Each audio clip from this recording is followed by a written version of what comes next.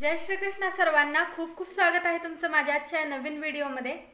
तर कालच्या व्हिडिओमध्ये आपण काही श्लोक त्या श्लोकांचे अर्थ व त्याचं तात्पर्य जाणून घेतलं। तर आज आपण पुढील श्लोकांचे अर्थ व त्याचं तात्पर्य जाणून घेऊयात। तुम्हाला जर माझे व्हिडिओज आवडत असतील तर या व्हिडिओला नक्की लाईक करा।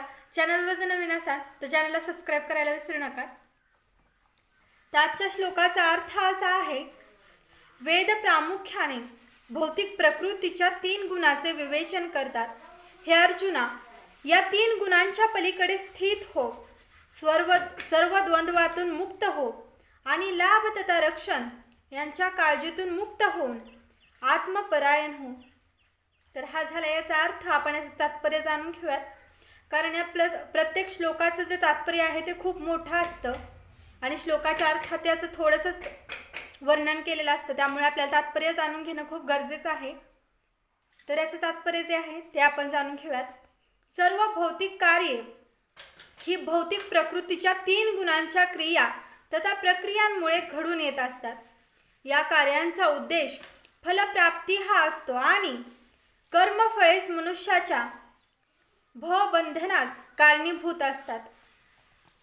सर्वसामान्य लोकांचा इंद्रिय तृप्तीच्या क्षेत्रातून आध्यात्मिक स्तरापर्यंत क्रमाक्रमाने उद्धार करण्यासाठीच वेद हे विशेष सकाम कर्माचे विवेचन करतात। भगवान श्रीकृष्णाचा सखा तथा शिष्य अर्जुन याने वैदिक तत्वज्ञानाच्या दिव्य स्तरापर्यंत स्वतःला उन्नत करावे असा उद्देश त्याला देण्यात आला आहे। भौतिक तत्वज्ञानाचा आरंभ किंवा सर्वोच्च आध्यात्मिक ते विषयीच्या प्रश्नापासून होतो। भौतिक प्रकृतीत असणारे सर्व जीव अस्तित्वासाठी अत्यंत कठीण असा संघर्ष करीत आहेत। भौतिक विषयाच्या निर्मितीनंतर अशा जीवांनी कसे जगावे आणि भौतिक बंधनातून कसे मुक्त व्हावे हे शिकविण्यासाठीच भगवंतांनी वैदिक ज्ञान दिले। जेव्हा इंद्रिय तृप्तीच्या कार्याचा अंत होतो, अर्थात कर्मकांडाचा अध्याय संपतो, तेव्हा उपनिषदांच्या रूपांमध्ये आध्यात्मिक साक्षात्कार प्राप्तीची संधी उपलब्ध होते। ज्याप्रमाणे भगवद्गीता ह्या 5व्या वेदाचे साक्षात्कार प्राबंधी संधी उपलब्ध होते, त्याप्रमाणे उपनिषदेही विविध वेदांचाच भाग आहेत। उपनिषदांपासून आध्यात्मिक जीवांचा प्रारंभ होतो। भौतिक शरीराचे अस्तित्व असेपर्यंत भौतिक गुणांच्या क्रिया आणि प्रक्रिया घडत असतात। मनुष्याने सुख किंवा दुःख किंवा शांती आणि उष्ण इत्यादी द्वंद्वातून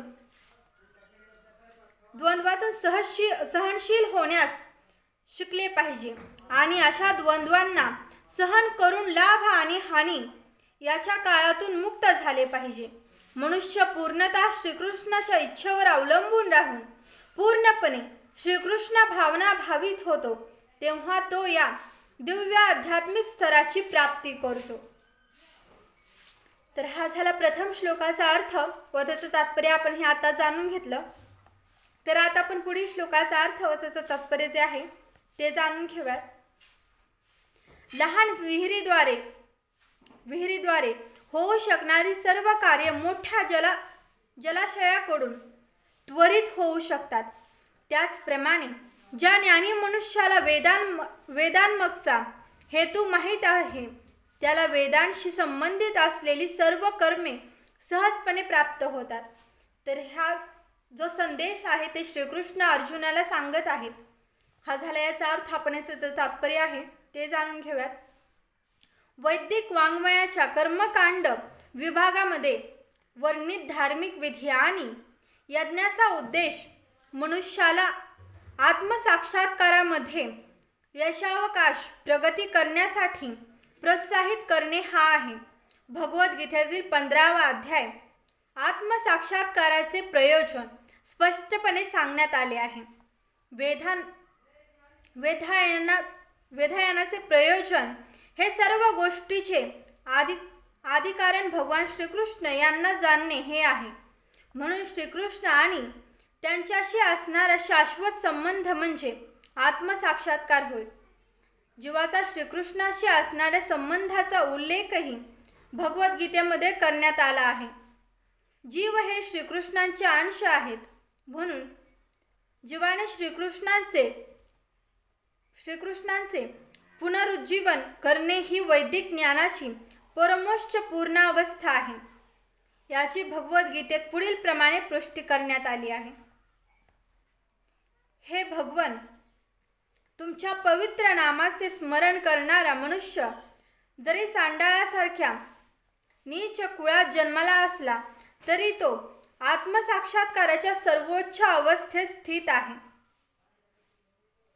अशा मनुष्याने वैदिक विविधानुसार सर्व प्रकारचे यज्ञ आणि तप केले असले आणि सर्व तीर्थस्थळांमध्ये अनेक वेळा स्नान करून वेदांचे अध्ययन केले असले पाहिजे।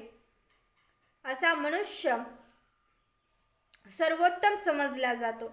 यास्तव मनुष्याने केवळ कर्मकांडावर आसक्त न राहता वेदांचे प्रयोजन जाणण्याइतपत बुद्धिमान असणे आवश्यक आहे। तसेच त्याने उत्तमोत्तम इंद्रिय तृप्तीसाठी स्वर्ग लोकाप्रत उन्नत होण्याची इच्छाही धरू नये। सर्वसामान्य मनुष्याला या युगामध्ये वैदिक कर्मकांडातील सर्व विविधांचे पालन करणे शक्य नाही। तसेच संपूर्ण वेदांत आणि उपनिषदांचे अध्ययन करणेही त्याला शक्य नाही। वैदिक विविधांप्रमाणे प्रत्यक्ष पालन करण्यासाठी पुष्कळ शक्ती, काळ, ज्ञान आणि साधना सामग्रीची आवश्यकता असते। या युगात हे क्वचितच शक्य आहे। तरी सुद्धा पतित जीवांचे उद्धारक श्री चैतन्य महाप्रभूंनी सांगितल्याप्रमाणे भगवंतांच्या पवित्र नामाचे स्मरण केल्यास वैदिक संस्कृतीचा मूळ उद्देश योग्य रीतीने साध्य होतो। महान वैदिक पंडित प्रकाशानंद सरस्वतींनी जेव्हा श्री चैतन्य महाप्रभूंना विचारले, तुम्ही वेदाध्ययन न करता एखाद्या भावुक व्यक्तीप्रमाणे भगवंतांच्या पवित्र नामाचे कीर्तन का करता, तेव्हा श्री चैतन्य महाप्रभू उत्तरले, माझ्या आध्यात्मिक गुरूंना मी महामूर्ख, तर याचं जे पुढील तात्पर्य आहे ते आपण जाणून घेऊयात, महामूर्ख आहे असे आढळल्याने त्यांनी मला श्रीकृष्णाच्या पवित्र नामाचे कीर्तन करण्यास सांगितले आहे। या आदेशाचे पालन केल्यामुळे श्री चैतन्य महाप्रभू भावविभोर झाले आहे। या कलियुगामधील अधिकरत लोक मूर्ख आहेत आणि वेदांत तत्वज्ञान जाणण्याइतपत शिकलेलेही नाहीत, परंतु भगवंतांच्या पवित्र नामाच्या कीर्तनाने वेदांत तत्वज्ञानाचे ध्येय उत्तम प्रकारे साध्य होते। तर या ठिकाणी श्रीकृष्ण असे सांगत आहेत की तुम्हाला मला प्राप्ती करून घेण्यासाठी जास्त साधना करण्याची गरज नाही। आणि खरं तर आता कलियुग जे चालू आहे, तर या कलियुगात लोकांना जास्त साधना करण्याची गरज नाही, जास्त साधना करण्याची अजिबात आवश्यकता नाही। येथे श्रीकृष्ण सांगत आहेत की तुम्ही फक्त माझं नाम जप करा, तुम्ही फक्त माझं नाव घेत राहा, तुम्हाला नक्कीच ईश्वर प्राप्ती होईल। जर तुम्हाला आजचा व्हिडिओ आवडला तर या व्हिडिओला नक्की लाईक करा। चॅनलवर जर नवीन असाल तर चॅनलला सबस्क्राईब करायला विसरू नका। भेटूयात माझ्या पुढील येणाऱ्या व्हिडिओमध्ये, तोपर्यंत जय श्री कृष्ण, जय श्रीराम।